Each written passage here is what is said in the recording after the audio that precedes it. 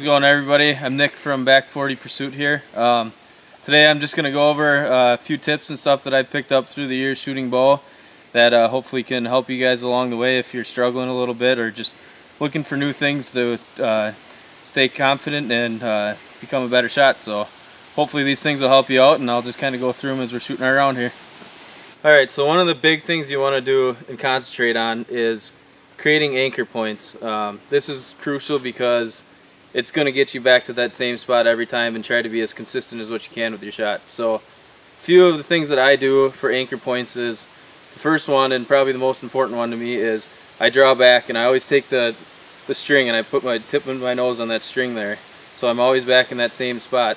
And then another one that I kind of look at, which sometimes can be hard when you're practicing with, or when you're actually hunting and you got a hat on or something, is I like to take the top part of my hand here, and it kind of tucks right underneath my ear there, so I kind of feel that contact point too. But you want to be consistent and get back in the same spot every single time you go. So if you focus on getting those certain anchor points, it's going to help you become more consistent. Some people anchor with the string on the side of their nose, some put it on the tip of the nose, but just as long as you know what you're doing and you're doing it every time, you're going to become more consistent shot.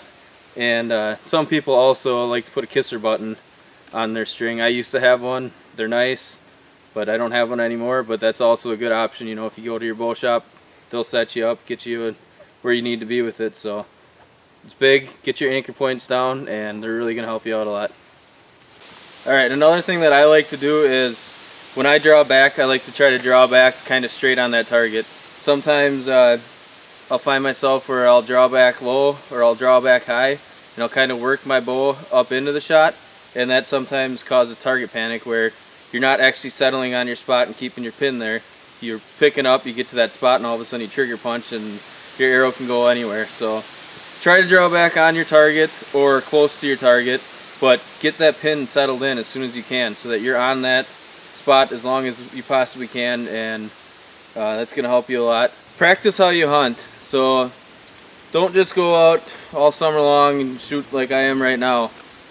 Don't be afraid to put your gloves on, put your clothes on. You know, everything you do, it's going to feel a little bit different. You're going to have those long sleeves on that are a little bulkier. Make sure you're not hitting your string and everything when you're shooting. Like I said before, you put a stocking cap on and that could mess with your anchoring and everything. Just practice how you hunt, you know. This target here, we're going to shoot sitting down.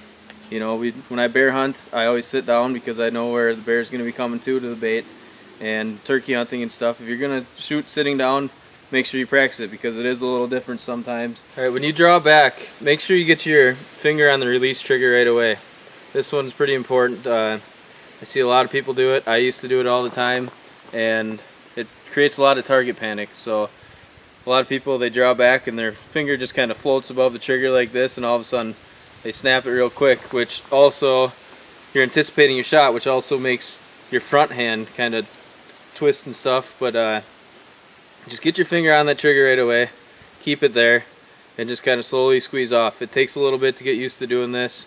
You find yourself still punching the trigger, but when you get this figured out, it'll become easier and easier. Watch your front hand. And what I mean by that is there's a few things you're going to want to do with your front hand that's holding the bow. First off is keep a loose grip.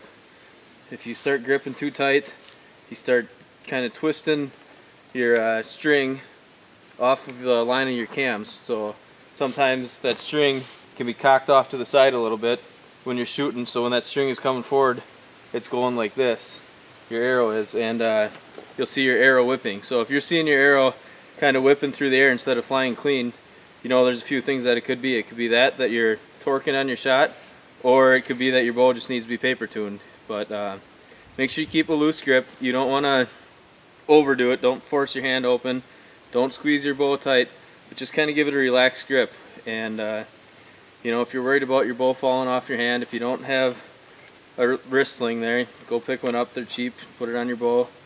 And then the other thing you want to watch with your front hand is hold your bow up after the shot yet. Don't come ripping down with your hand, but part of keeping a loose grip too is you're not really holding on to that bow that much that you're not going to be pulling it down. You know, you're going to kind of catch the bow after you shoot. So watch your front hand, keep your loose grip, don't force it open, and don't drop your hand after the shot. Focus on your target, not your pin. Sometimes you're looking at that pin so hard that you're just trying to get it in that perfect spot, and you're just moving it around a lot because of that. If you focus more through your pin and on the target, you'll kind of see that pin there yet, and it's going to be you're not going to be in such panic mode to get it back to that same spot. It's going to be moving like it was, but you're not going to try to overcorrect it and get it back and be all over the place. And something that helps me too is I shoot with both eyes open. This can be hard to adjust to if you only shoot with one, but it gives me a lot better field of view, and I feel more confident shooting with both eyes open. Do what works for you, but I mean, maybe you can practice it a little bit and you might like it. Don't be afraid to extend your range sometimes. I'm not saying that you should be shooting at animals at long distance if you're not confident in the shot, but practice long range. If you have a sight like mine here where you can set it up to shoot far, like my sight right here, I can get mine all the way out to 98 yards. So I do actually practice shooting that sometimes.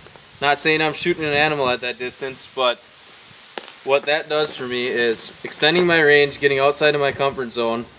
I learn the little mistakes that I'm making. So if you're shooting at 20 yards and say you missed to an inch to the side there, when you step it out to 100 yards there, that's a big difference out there. So you learn more about what you're doing wrong with your bow. Am I dropping my hand? Am I torquing? All this kind of stuff, and it shows a little better at that. So you can try to correct that stuff and become a better shot. And then also when you come back into the closer ranges, you have that much more confidence built up. So don't be afraid to extend your range. Get out there. If you have a sight that's able to do it, shoot further shots that are out of your comfort zone. But still know your limits while you're out there hunting, and don't take unethical shots. Know the animal that you're hunting for. I know whitetails, they're notorious for jumping string. So practice your shots on those animals how you would hunting. I used to always be a guy that aimed double lung on deer, and I've had bad encounters where I've hit that dead zone or I've missed them because they dropped underneath my arrow when I shot. So now I'm starting to focus more on shooting for the heart on a deer, because the deer's, if it ducks, you're still in the lungs most likely, and if it doesn't duck, you still got a good shot on the heart there.